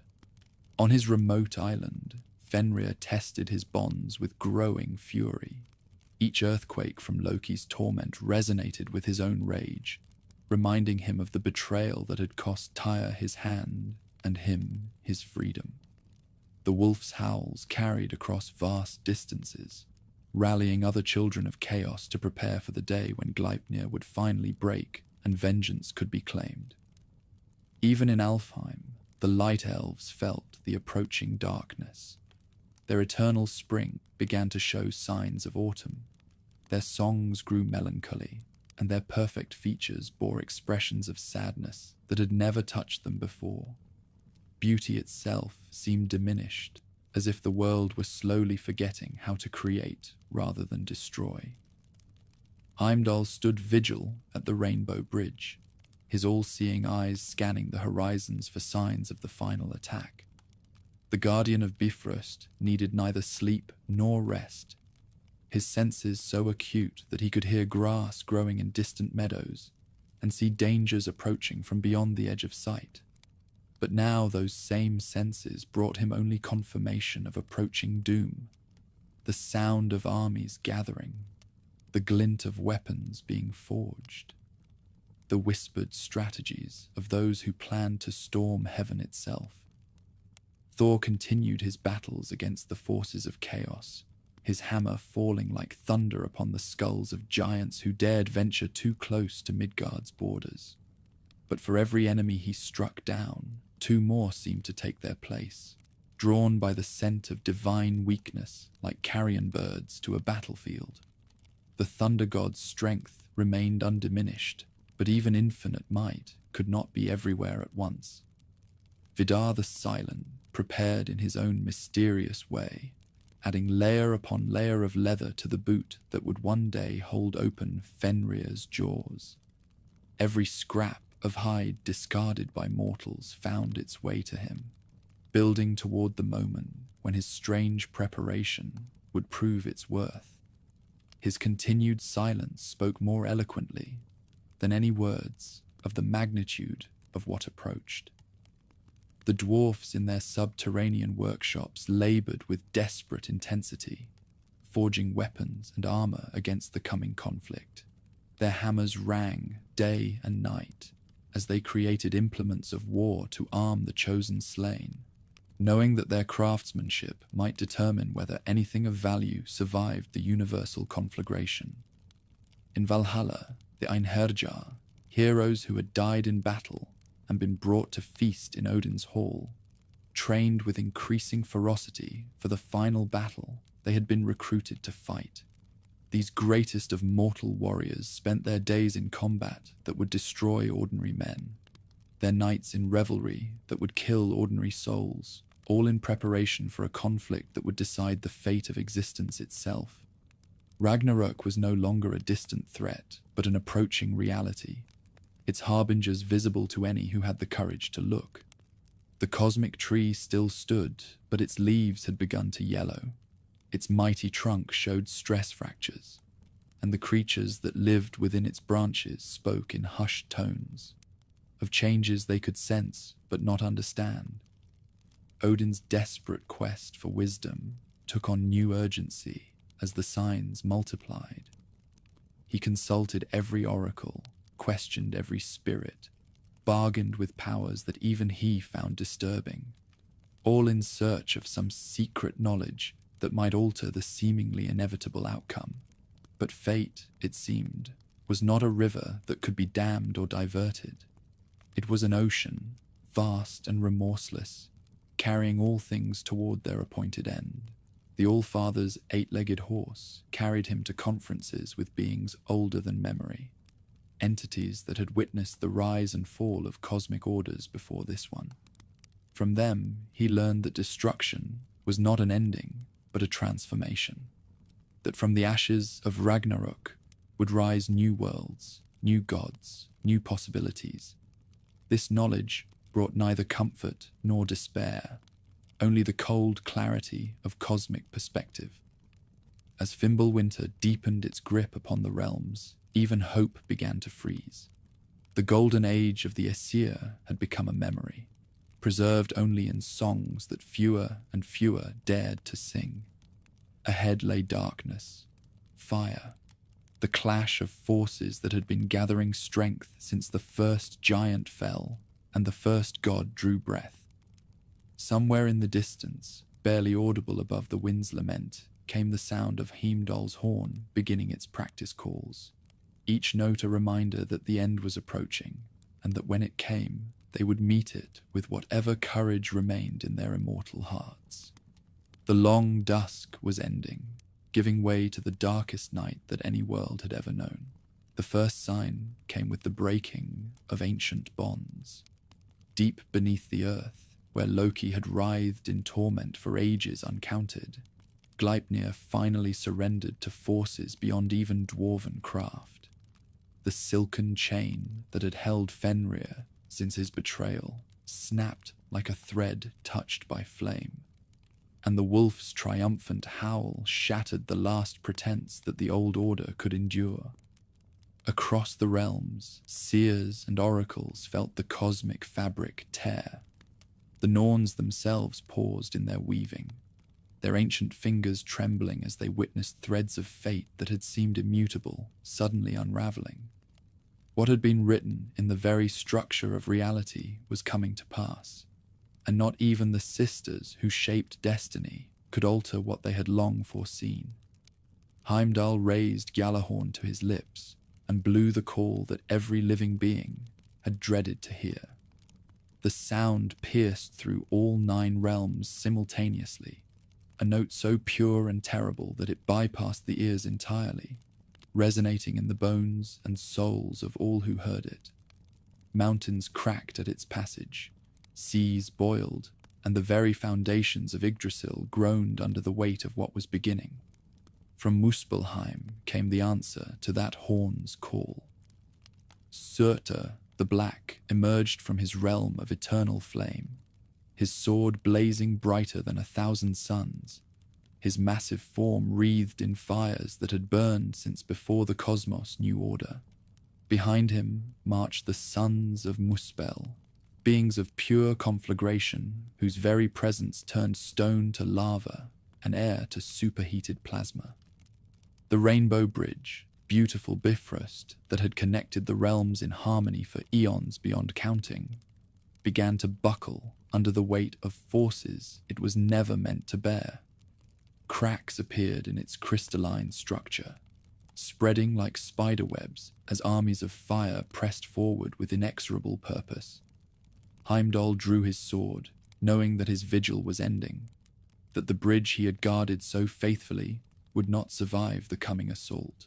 From the depths of the world ocean rose Jörmungandr, the Midgard serpent, whose coils had encircled the earth since his exile.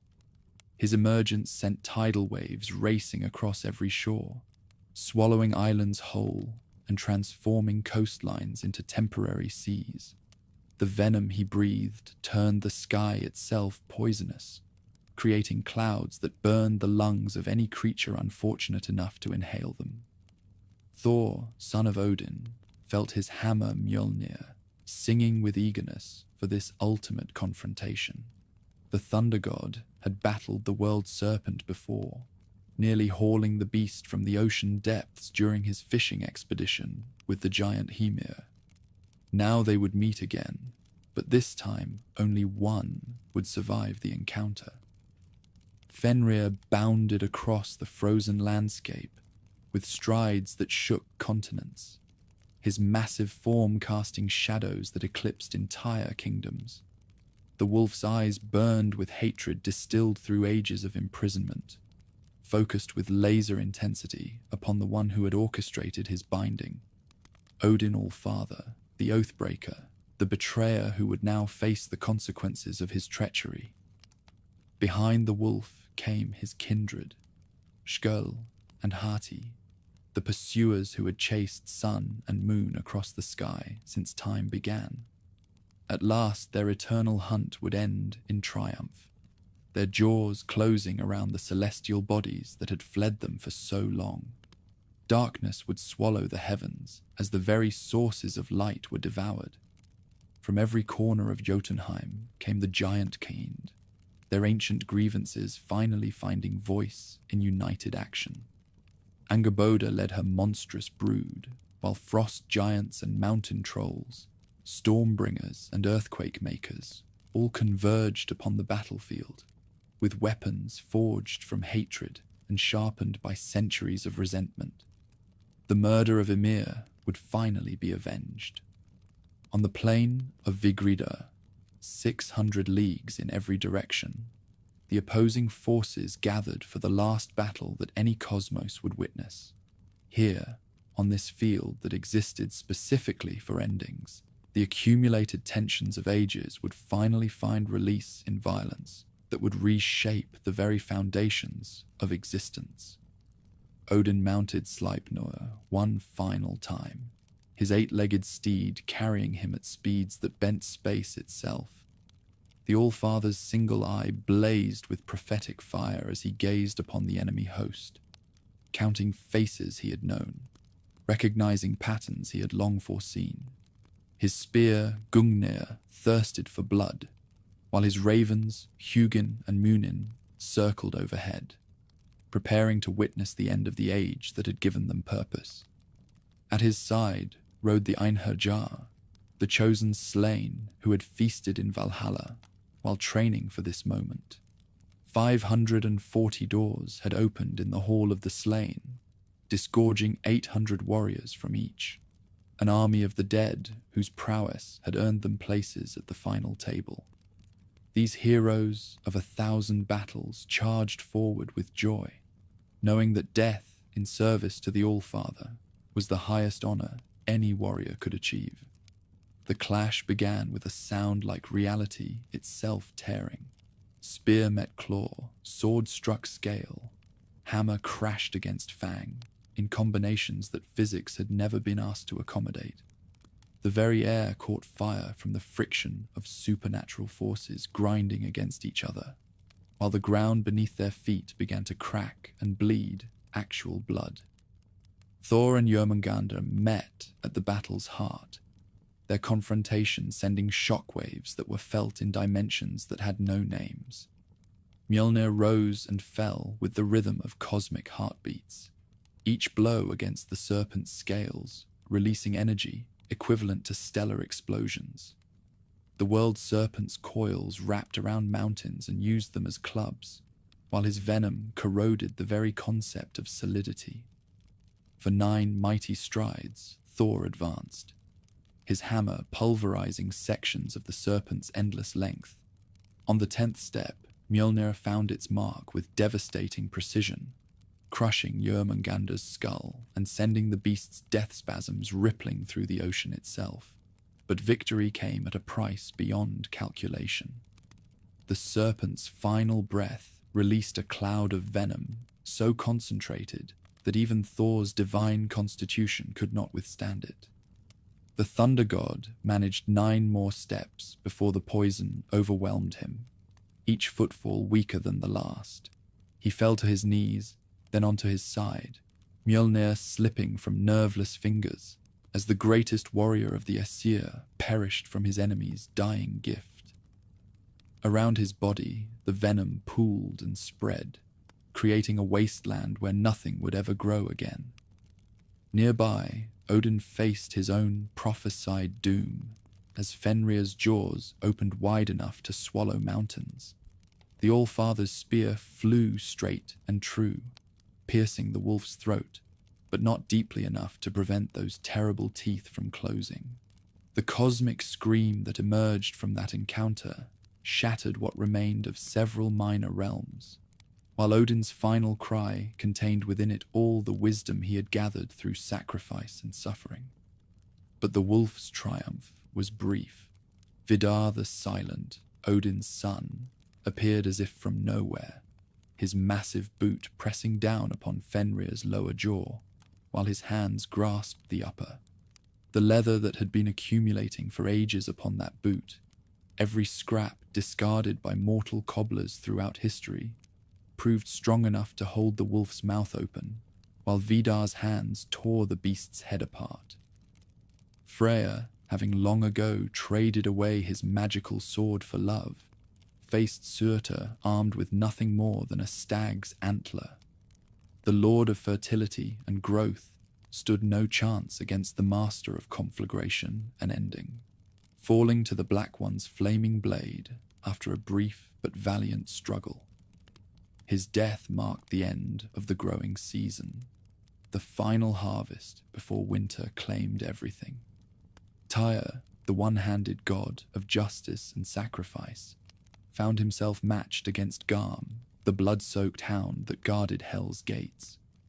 Both had served as guardians of cosmic order, and both fell together. Their final battle, a perfect expression of duty, carried beyond the point of survival. Justice and death proved equally matched, cancelling each other out in mutual destruction. Heimdall, guardian of the Rainbow Bridge, faced Loki in a confrontation that had been building since the first lie was told in Asgard's halls. The Watchman's all-seeing sight met the trickster's shape-shifting cunning in a duel that transcended mere physical combat.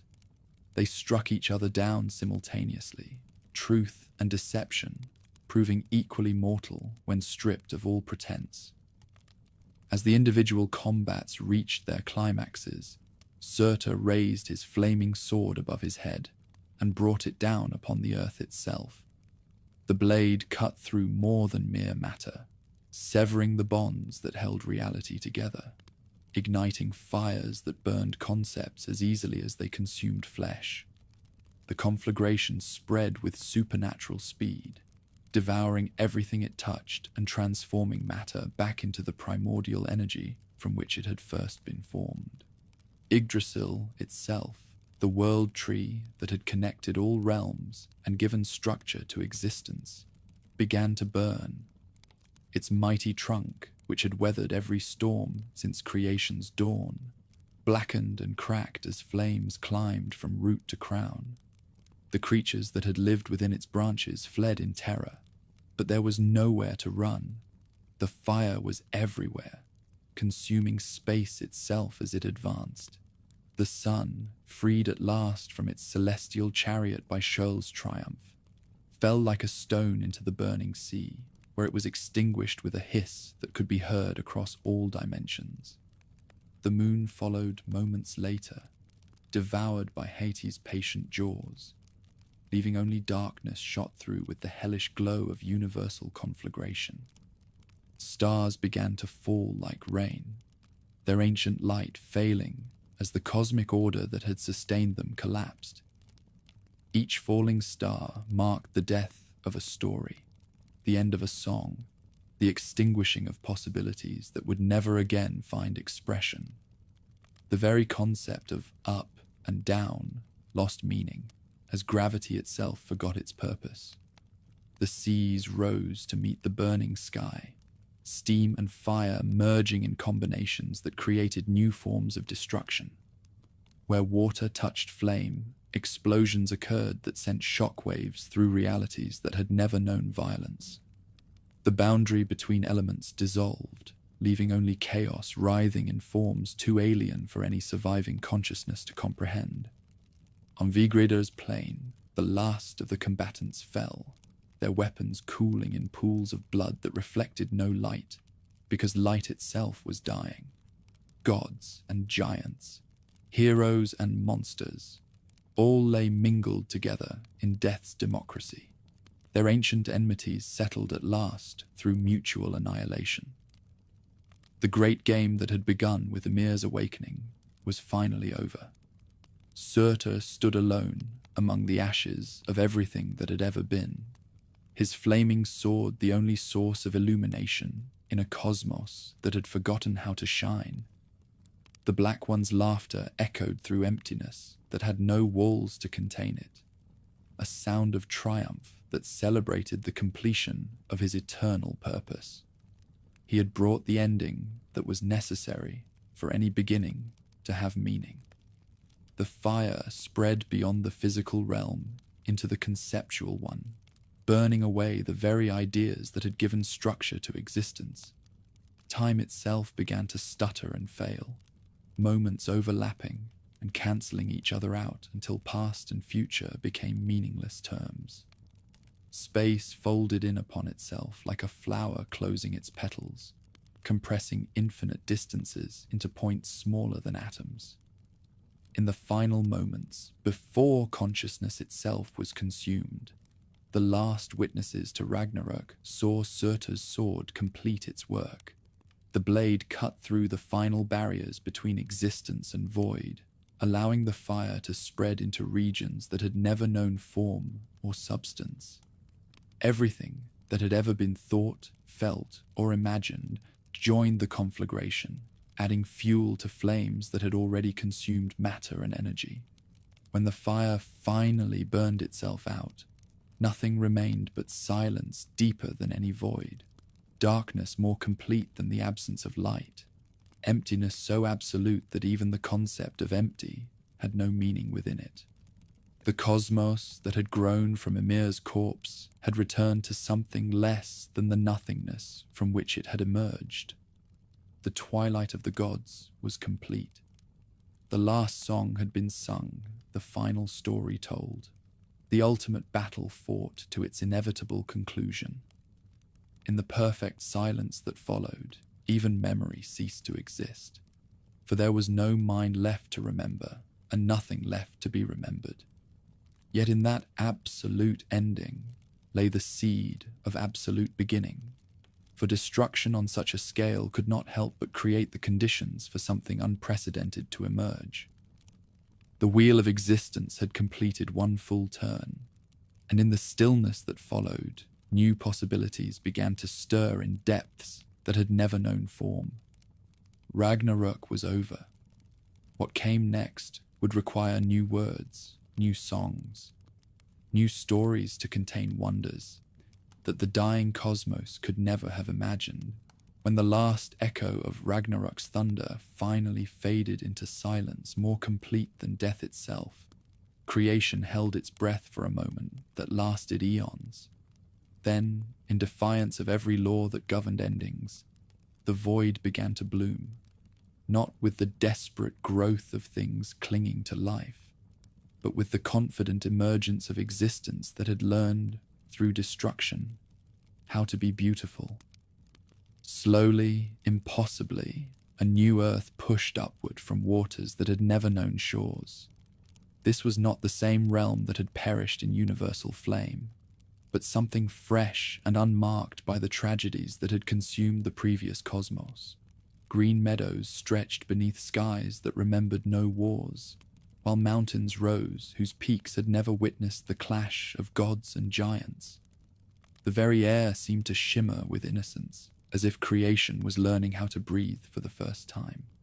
The sun's daughter took her mother's place in the heavens, her radiance unmarked by the violence that had claimed her predecessor. This new luminary shone with light that carried no memories of darkness, casting shadows that held no fear of what might lurk within them. Day and night resumed their ancient dance, but it was a celebration now rather than the weary procession it had become in the dying days of the old world. Standing waist-deep in the renewal, their forms untouched by the devastation that had claimed so many others, were the survivors, gods whose destinies had carried them beyond the reach of even universal destruction. Vidar emerged from hiding places that existed outside the normal flow of events, his massive boot still stained with Fenrir's blood. His silence now transformed from mysterious choice to awed reverence for what he had witnessed. Beside him came Vali, Odin's son, born for vengeance, who had fulfilled his purpose by slaying Herder, and now found himself granted continuation in this cleansed existence. The rage that had driven him to matricide was gone, burned away in Ragnarok's cleansing flames, leaving behind only the essential core of justice tempered by understanding. From the realm of the dead came the most miraculous return of all, Balder the Beautiful, his radiance restored and magnified by his passage through death itself. The shining god who had perished through Loki's treachery emerged reborn, his beauty now carrying within it the wisdom that only comes from experiencing endings. Beside him walked Herder, his blindness healed and his guilt washed away by the cosmic absolution that had followed universal destruction. These brothers, whose relationship had been poisoned by deception and tragedy, embraced on the green fields of the new earth with joy that made the very flowers bloom more brightly. Death had separated them, but rebirth had reunited them in a bond stronger than what they had known before. Their reconciliation symbolized the healing that would mark this fresh beginning. In a grove where golden trees bore fruit that had never known the taste of sorrow, two figures emerged from hiding that had protected them through the world's ending. Lef and Lifthrasir, whose names meant life and striving for life, stepped forth to become the new Adam and Eve of this unmarked creation. They had sheltered within Yggdrasil itself during the conflagration, nourished by morning dew and sustained by hope until the danger passed. These two would become the ancestors of all humanity in the world to come, but theirs would be a different breed than what had gone before.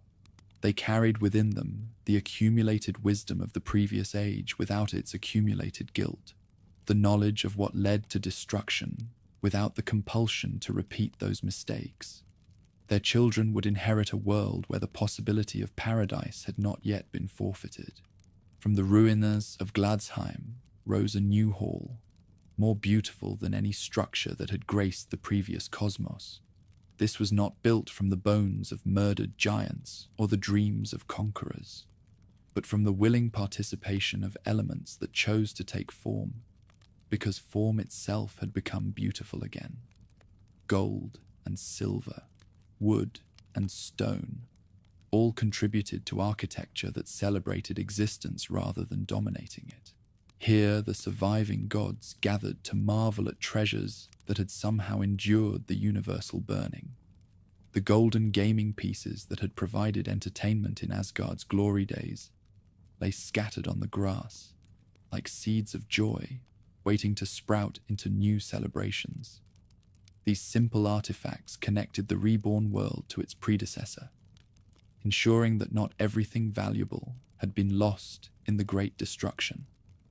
Thor's sons, Magni and Modi, stood among the survivors with their father's hammer clutched between them. Strength and wrath had inherited not just Mjolnir, but also the responsibility to use power more wisely than their predecessor had managed. The weapon that had once been raised primarily in anger would now serve as a tool of protection and construction, rather than conquest and vengeance. Honir, the thoughtful god who had survived through contemplation rather than action, emerged from hiding with his unique gift intact. His ability to think deeply about consequences before acting had served him well during the chaos of Ragnarök, and now it would help guide this new pantheon away from the mistakes that had doomed their predecessors. The world tree still stood, its roots deeper than destruction, its crown higher than any flame could reach. Yggdrasil had bent beneath the cosmic storm but not broken, its essential nature proving more durable than the worlds it connected. New realms were already beginning to form among its branches, each one a fresh possibility for existence to explore different ways of being. But perhaps most significantly, the new creation existed without some of the forces that had driven the previous cosmos toward destruction. The giants' ancient grudge had been settled through Ragnarok's violence, their need for vengeance finally satisfied. Loki's chaos-bringing nature had burned itself out in the ultimate mischief of ending everything. The accumulated weight of old grievances, broken oaths, and unpaid debts had been cleared away, like ashes swept from a hearth. Without these sources of inevitable conflict, the reborn existence could develop along different lines. Competition would remain, for growth required challenge, but it need not escalate into the kind of eternal enmity that had characterized the relationship between Aesir and giants. Wisdom had been earned through suffering, and perhaps this time it would be heeded. The new gods spoke of their predecessors with reverence rather than the bitter rivalry that had marked earlier generations. Odin's sacrifice for wisdom was remembered as noble rather than obsessive. Thor's battles against chaos were celebrated rather than seen as evidence of divine brutality. And even Loki's role was understood as necessary catalyst rather than simple villainy. In this atmosphere of understanding and forgiveness, new possibilities for divine governance began to emerge. Rather than ruling through strength and fear, the surviving deities explored ways of guiding through example and inspiration. The harsh justice that had characterized the old order gave way to a gentler approach that emphasized healing rather than punishment. Mortals in this renewed world would know gods who had learned from their predecessors' mistakes. No longer would divine caprice threaten the stability of human civilization. No longer would cosmic conflicts spill over into wars that devastated entire peoples. The new pantheon understood that their role was to nurture rather than to demand, to protect rather than to exploit. Yet for all its promise, this fresh beginning carried within it the knowledge of what had come before. The survivors remembered Ragnarök not as ancient history, but as lived experience, ensuring that the lessons of the previous age would not be forgotten. They understood that paradise could be lost, that even gods could fall, that creation itself was fragile and required constant care to maintain. This awareness brought with it a different kind of strength, not the brittle hardness of those who had never faced real defeat, but the resilient flexibility of those who had been broken and healed. The new gods were humbler than their predecessors, more conscious of their limitations, more willing to admit when they did not know the answers to the questions that existence posed.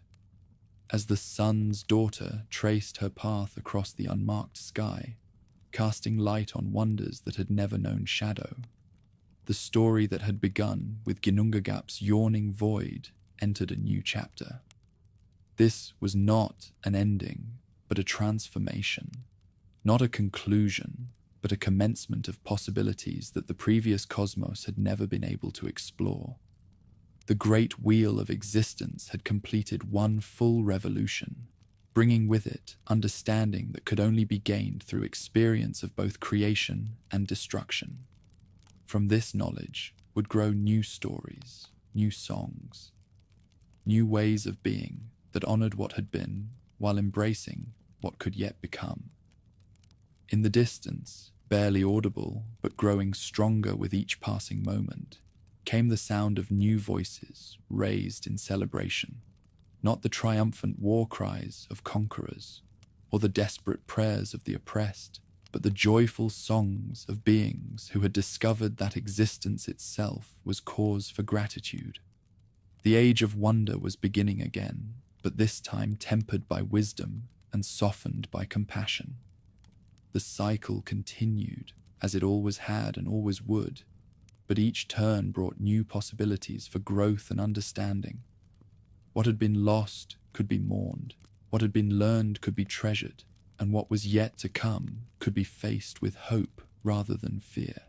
The twilight of the gods had ended not in permanent darkness, but in the dawn of something unprecedented, a second chance for creation to fulfill its highest possibilities. Standing together on the green fields of the renewed earth, gods and mortals alike lifted their voices in songs that celebrated not just survival, but transformation, not just continuation, but improvement. They had passed through the fire and emerged purified, ready to write new chapters in the eternal story of existence itself. The ending had become a beginning. The destruction had enabled renewal, and from the ashes of everything that had been arose the foundation of everything that yet might be. This was the gift that Ragnarök had given to creation. Not just the clearing away of what was old and corrupt, but the opportunity to build something better from the wisdom gained through loss. Thus, the great story continued, neither ended nor beginning, but transformed into something that honored both the glory and the tragedy of what had come before, while reaching toward possibilities that remained unwritten in the book of fate. The gods had learned that even they could change, and in that learning lay the seed of hope for all who would follow in their footsteps.